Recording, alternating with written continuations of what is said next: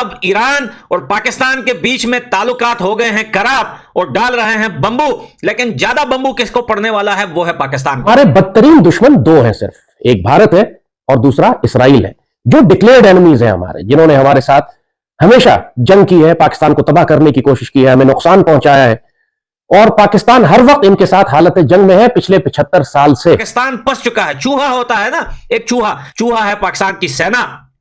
अफगानिस्तान के तालिबान ने यहां से डंडा दिया, टीटीपी वहां से बंबू डाल रही है, ईरान ने यहां से बंबू डाल दिया, लेकिन सुनिए सबसे बड़ा बंबू जो डाल रहा है वो है हिंदुस्तान। 24 घंटे में चीथड़े उड़ा दिए पाकिस्तान की सरकार की, चीथड़े उड़ा दिए, सोचने पर मजबूर कर दिया है भैया। और मुझे लगता है ना कि पाकिस्तान के पास कोई परमाणु बम नहीं, कोई न्यूक्लियर बम नहीं है, ये सिर्फ एक मिथ है। कल किया था ईरान ने रात को बंबू जो है पाकिस्तान को बंबू डाला था और आज सुबह जो है वो पाकिस्तान ने जो है वो हमला कर दिया है ईरान के ऊपर। इंडिया ने ईरान को सपोर्ट किया है, जो ईरान ने एक पोजीशन ली है पाकिस्तान के हवाले से। दहशतगर्द तो सारे पाकिस्तान में पैदा हुए हैं, ये तो बात पक्की है। फतवे लगा सकते हैं, ये कर कुछ नहीं सकते, टीवी पे बैठ के सिर्फ बयान दे सकते हैं। ईरान वाले बलूचिस्तान के अंदर घुस के इन लोगों ने गांव के पास बमबारी करी है और अकॉर्डिंग टू द पाकिस्तानीज इन्होंने जो बलोच फ्रीडम फाइटर्स थे उनको मारा है। वहां इराक नहीं है, हम लीबिया नहीं है, हम कोई ऐसा वैसा मुल्क नहीं है, हमारे पास दुनिया की बेहतरीन फौज है, हमारे पास दुनिया का बेहतरीन असलहा है और सबसे बढ़ के हमारे पास विल है। हम जानते हैं कि खुद को डिफेंड कैसे करना है। पाकिस्तान के ऊपर सारे रास्ते होने वाले हैं बंद।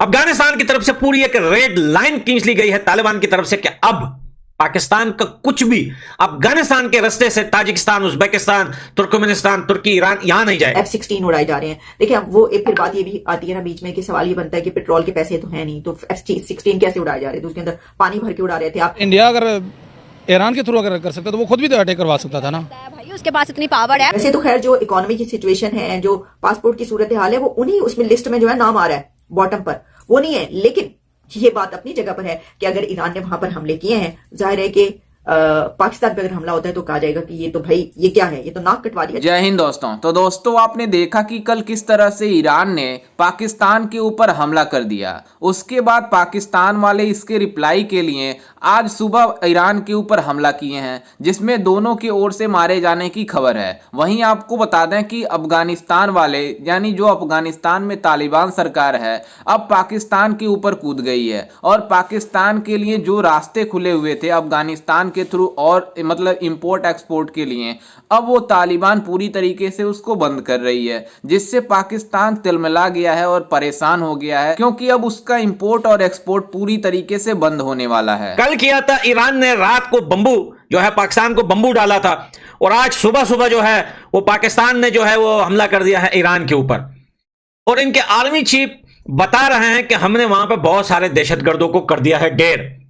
और जब ईरान ने बंबू डाला था इनको, तो इनकी मीडिया बोलती है कि 2 बच्चे और 1 सिविलियन ऐसा ही कुछ उसमें मारे गए हैं जो ईरान की तरफ से हुआ है। लेकिन ईरान बोल रहा है कि हमने जहां पे हमला किया था वो टोटली वहां पे दहशतगर्द थे। बड़ा मसला यह है कि अब ईरान और पाकिस्तान के बीच में ताल्लुकात हो गए हैं खराब और डाल रहे हैं बंबू, लेकिन ज्यादा बंबू किसको पड़ने वाला है वो है पाकिस्तान को। देखिए जंगें जो होती है ना वो इस चीज से नहीं होती। अगर आपके पास एटम बम है, आपके पास मिसाइल है, आपके पास जो है वेपन वगैरह है, तो आप जंग कर भी सकते हो, लड़ भी सकते हो। नहीं, जंगें इस चीजों से नहीं होती। जंग लड़ने के लिए वेपन्स के साथ साथ आपके पास पैसा भी होना चाहिए, इकोनॉमी भी होनी चाहिए, आपके पास एक रास्ता भी होना चाहिए इंपोर्ट एक्सपोर्ट का, दुनिया के साथ जो है वो क्या बोलते हैं बिजनेस करने का। इस टाइम ये वही ईरान है जिसने पाकिस्तान के ऊपर इंटरनेशनल कोर्ट में ये बोला है कि भाई अगर ईरान पाकिस्तान जो पाइपलाइन का मंसूबा है, जो अमेरिका के प्रेशर की वजह से पाकिस्तान पूरा नहीं कर रहा, अगर पाकिस्तान इस प्रोजेक्ट के ऊपर वर्क नहीं करेगा तो ईरान इंटरनेशनल कोर्ट में जाके पाकिस्तान को फाइन करेगा।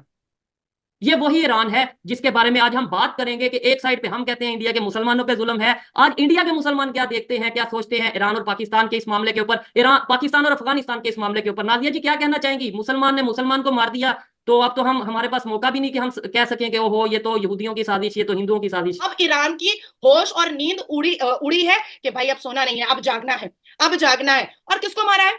जैश अल अदल को, ड्रोन, मिसाइल, और 24 घंटे में चीथड़े उड़ा दिए पाकिस्तान की सरकार की, चीथड़े उड़ा दिए, सोचने पर मजबूर कर दिया है भैया। और मुझे लगता है ना कि पाकिस्तान के पास कोई परमाणु बम नहीं, कोई न्यूक्लियर बम नहीं है, ये सिर्फ एक मिथ है, मार देंगे, कर देंगे, बम से उड़ा देंगे, ये सिर्फ एक मिथ है, इसके अलावा कुछ भी नहीं है। और दूसरी तरफ एक बात सही तरीके से वाज़ा हो चुकी है कि पाकिस्तान एक ऐसा देश है जहां पर आतंकियों को पनाह दी जाती है, पनाह दी जाती है। क्या कर रहा था जैश ए अल-अदल पूरे परिवार के साथ? क्या कर रहा था पाकिस्तान में? कैसे मारा? मानो ईरान ने एयर स्ट्राइक किया, जैश ए अल-अदल को तो मिलना नहीं चाहिए था ना, ड्रोन दिया, भेजा गया, जैश ए अल-अदल क्यों मिला? बीच में एक बात आ गई कि दाऊद इब्राहिम को किसी ने पॉइजन दे दिया। सच है झूठ है मुझे नहीं पता, लेकिन दाऊद इब्राहिम पाकिस्तान में है, इस बात की पुष्टि हो गई। उसामा बिन लादेन कहां से मिला था? मैं भी यही कहने वाला था। चलें, ये जो अभी जिसका ऑर्गेनाइजेशन का आपने नाम लिया या दाऊद का नाम लिया, चलें कुछ शक कुछ सच जो भी है, उसामा बिन लादेन का तो हम खुद मान गए ना कि वो एबटाबाद, मतलब उससे आगे तो कोई बात नहीं, और इंटरनेशनल लेवल पे टेररिस्ट डिक्लेयर है। और यूएन ने कितनी बार पूछा था पाकिस्तान से कि भाई उसामा बिन लादेन तुम्हारे पास है? नहीं। और देखो अमेरिका ने कितनी खूबसूरती से लाइव टेलीकास्ट करके पूरी दुनिया को बता दिया कि पाकिस्तान झूठा है और पाकिस्तान की सरकार को झूठ बोलने के अलावा कुछ नहीं आता है। पाकिस्तान के ऊपर सारे रास्ते होने वाले हैं बंद। अफगानिस्तान की तरफ से पूरी एक रेड लाइन खींच ली गई है तालिबान की तरफ से कि अब पाकिस्तान का कुछ भी अफगानिस्तान के रास्ते से ताजिकिस्तान, उज्बेकिस्तान, तुर्कमेनिस्तान, तुर्की, ईरान यहां नहीं जाएगा। लेकिन अब ईरान का रास्ता था इनके आगे, ईरान ने कर दिया है बंद वो दरवाजा जहां से इनके जो है वो रास्ते मिलते हैं, क्योंकि भाई ईरान तो वो सामने सबूतें दे रहा है। देखिए पाकिस्तान ने वार दोबारा से जो है हमला ईरान के ऊपर क्यों किया है? पाकिस्तान ने इस वजह से हमला नहीं किया ईरान के ऊपर कि ईरान ने इनके ऊपर जो है मिसाइल दाग दी, बम्बू डाल दिया। इस वजह से किया है कि अगर हम ये हमला जल्द से जल्द नहीं करेंगे तो ये ईरान घुस के हमारे अंदर पूरा जो है वो डाल देगा। तो डर के मारे पाकिस्तान ने जल्दी से जो है वो हमला किया उनके ऊपर कि खबरदार इसके बाद कोई कदम उठाने की कोशिश मत करना। लेकिन यह पाकिस्तान की सबसे बड़ी गलती थी। पाकिस्तान फंस चुका है। चूहा होता है ना, एक चूहा, एक घर में बड़ा, घर वाले बड़े परेशान हो जाते हैं या मोहल्ले वाले बड़े परेशान हो जाते हैं। चूहा कभी यहां घुस रहा है, कभी गटर में घुस रहा है, कभी गार में घुस रहा है, कभी खाने में जा रहा है, कभी देगचे में जा रहा है। तो लोग परेशान हो जाते हैं और चूहे को घेर लेते हैं चारों तरफ से। तो हमने काले चूहे को घेर लिया है चारों तरफ से, और वो काला चूहा है पाकिस्तान की सेना। और हमास का, गाजा का जब कॉन्फ्लिक्ट हुआ सबने क्या नारा लगाया? तेरा मेरा रिश्ता क्या, ला इलाहा, इजराइल बहुत खराब है, ये है वो है। भाई बनी इजराइल तौरात में, कुरान में हर जगह बनी इजराइल का जिक्र है, तौर में भी बनी इजराइल का जिक्र है। हमारी 5 अलहामी किताबें हैं, तौरात, जबूर, बाइबल, इंजील, कुरान, हमारी 5 अलहामी किताबें हैं। आप 4 को गालियां दोगे मां बहन की और एक को आप जस्टिफाई करोगे? कैसे करोगे? क्यों करोगे? आपने अपने आप को इस अथॉरिटी की पोजीशन पर कैसे डाला कि आप 4 अलहामी किताबों को गालियां देकर के आप साबित करोगे कि नहीं इजराइल तो था ही नहीं? भाई पहले इजराइल था। बनी इजराइल का जिक्र तौरात में है, जो पहली अलहामी किताब है। बनी इजराइल का जिक्र कुरान में है। जयशंकर, डॉक्टर जयशंकर ये बता रहे हैं कि जिस रात को हमला हुआ है उस रात को डॉक्टर जयशंकर जो थे तेहरान में थे। तो पाकिस्तान बोल रहे हैं कि दोस्त कंट्री ने, यानी कि दोस्त कंट्री का मकसद ये होता है कि ईरान ने हाथ मिला लिए दुश्मनों से। भाई आपके अंदर कुछ तो है मेरे भाई। हर वो दोस्त कंट्री तुम्हारा वो हिंदुस्तान से हाथ मिला रहा है, क्यों मिला रहा है? देखिए हिंदुस्तान किसी को पैसा तो नहीं देगा, ये बात तो क्लियर है। हिंदुस्तान, कोई भी देश किसी को पैसा बिना कोई रीजन के, बिना कोई किसी चीज के नहीं देता। अगर देता भी है तो भाई क्रेडिट देता है, उधार देता है, और उधार देने का भी एक समय रखा जाता है।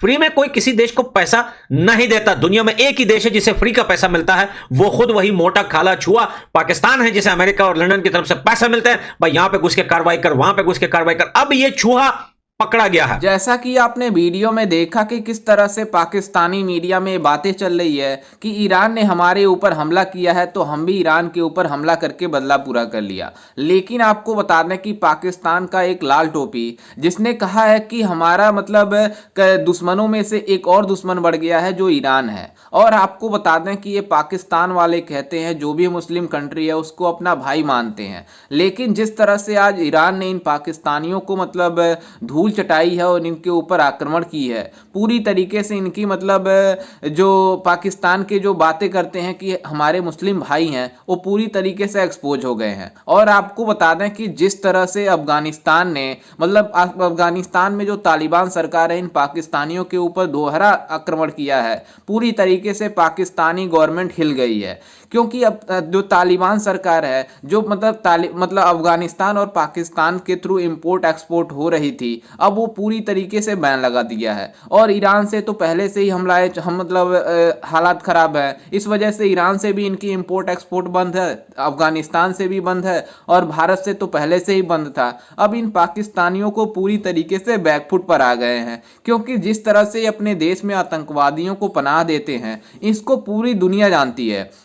और पूरी किसी भी लोगों से अगर पूछा जाए कि पाकिस्तान कैसा देश है तो सब लोग कहेंगे कि एक टेररिस्ट देश है, उसमें आतंकवादियों को पनाह मिलती है। लेकिन आपको बता दें कि अब जिस तरह से इन पाकिस्तानियों को चारों तरफ से घेर लिया गया है उसको देखकर पाकिस्तानी मीडिया हैरान हो गई है। अब इन पाकिस्तानियों को एक ही रास्ता बचा है, वो है चाइना, और चाइना इन पाकिस्तानियों के ऊपर लात मारता रहता है हमेशा के लिए। खैर, इस पर आपकी क्या राय है, हमें अपनी राय कमेंट में जरूर दीजिएगा और साथ ही हमारे चैनल को भी सब्सक्राइब जरूर कीजिएगा। मिलते हैं किसी अन्य वीडियो में, तब तक के लिए जय हिंद, वंदे मातरम।